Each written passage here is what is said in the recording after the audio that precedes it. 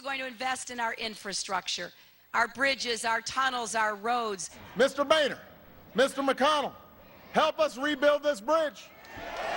Who could argue with that? Well, this economist does, Veronique de Rougy of the Mercatus Center. So how can you argue with building bridges, rebuilding America? Every president, every party promises that we're going to sunk a lot of money in infrastructure and get wonderful infrastructure. And while we spend the money, I mean, you've seen our roads, you've seen our bridges, we actually don't really get much. There's an ocean between the idea of actually building roads when we need them and actually using infrastructure spending as a job program. It makes no sense. Well, they are spending billions of dollars, but you're saying it doesn't go to repair the bridges and the highways? It actually, some of it does. A small portion of it does, but when you have public funding, you also have politicians, and they're a need to fund private interests. So basically, instead of actually going to build roads, it goes to building a transit system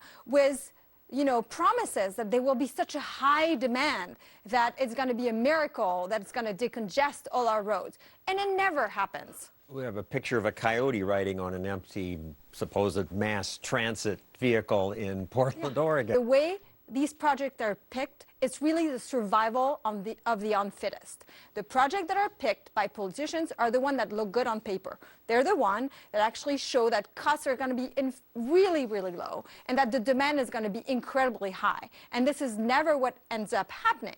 And so the taxpayers... So they just lie when they're optimistic when they present it. Okay, well, we can say they're optimistic. I mean, I'm sure some of them... Okay, you would say they lie. Yeah, I mean, I think there's some evidence that they do. I mean, but yes, it's the survival of the unfittest. I mean, there's no doubt. 9 out of 10 infrastructure projects, public infrastructure projects, run massive cost overrun. Most of the time, 50% above the promised cost. I mean, it's insane.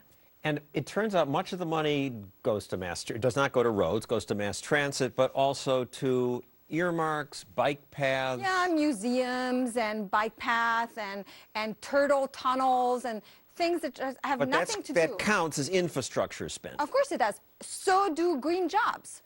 Like the Solyndra scandals, that counts for infrastructure spending. And we're told that we're starving the highway departments and that infrastructure, they built the roads and they stopped repairing them. But we have this chart that shows infrastructure spending since 1956.